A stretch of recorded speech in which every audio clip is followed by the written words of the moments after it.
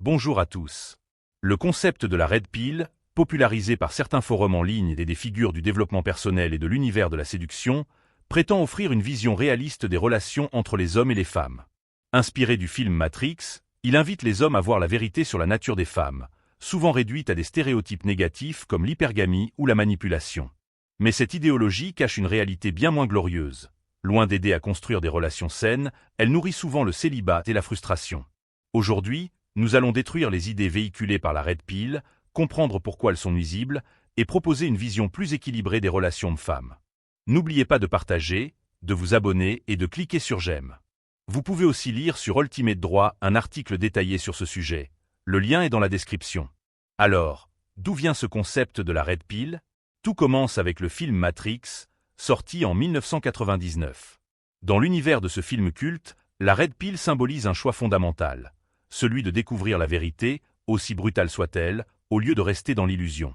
Le personnage de Neo se voit offrir deux options. La pilule rouge, qui le conduira à une réalité dure mais authentique, ou la pilule bleue, qui lui permettra de rester dans un monde virtuel confortable. C'est une métaphore puissante qui évoque le courage de faire face à la vérité.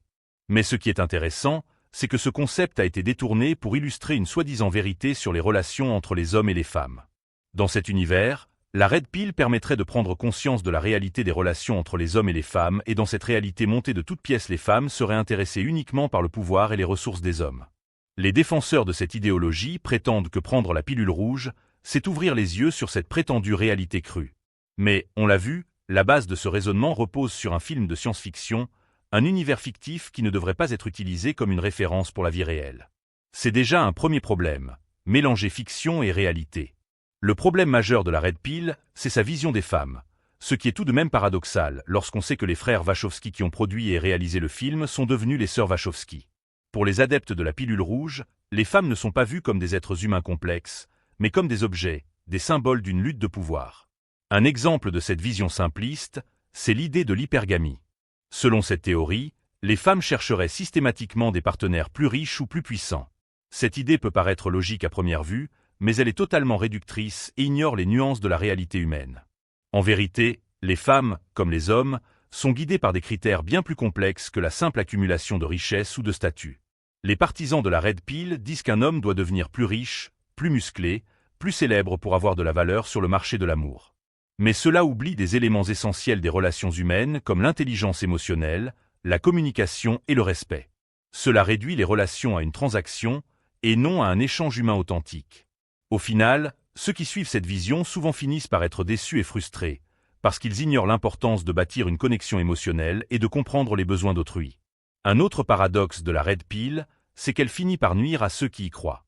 Plutôt que de favoriser des relations saines et équilibrées, elle engendre la méfiance, la compétition et même la manipulation. C'est une vision de la relation comme une bataille constante entre les sexes, au lieu d'une coopération. En refusant de montrer ses émotions ou de faire preuve de vulnérabilité, les adeptes de la Red Pill s'éloignent de ce qui fait la beauté d'une relation, la confiance et la compréhension mutuelle.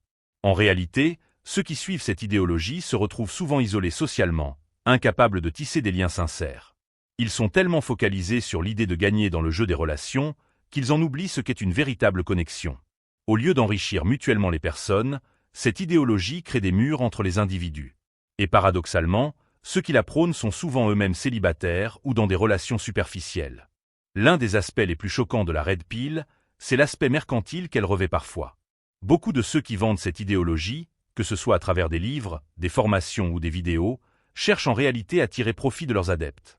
Ils ne veulent pas aider les autres à améliorer leurs relations, mais plutôt à accumuler de l'argent en vendant des solutions superficielles à des personnes désireuses de réussir dans ce domaine. La vérité, c'est que les relations les plus enrichissantes ne reposent pas sur des schémas préétablis ou sur la compétition. Elles sont basées sur l'honnêteté, la communication et le respect mutuel.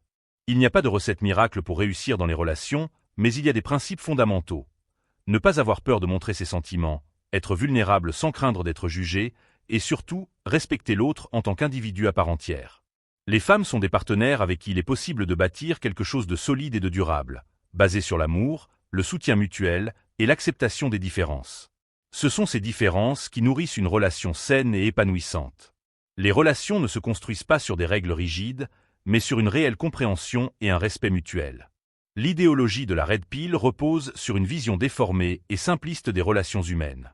Plutôt que de promouvoir l'épanouissement personnel et des relations authentiques, elle crée des attentes irréalistes et conduit à l'isolement.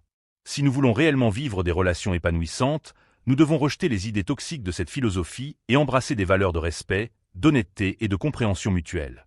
Les relations humaines sont complexes, mais c'est justement dans cette complexité que réside leur beauté. N'hésitez pas à donner votre opinion au sujet de la Red Pill. Un j'aime et un abonnement sont les bienvenus. À bientôt pour d'autres vidéos.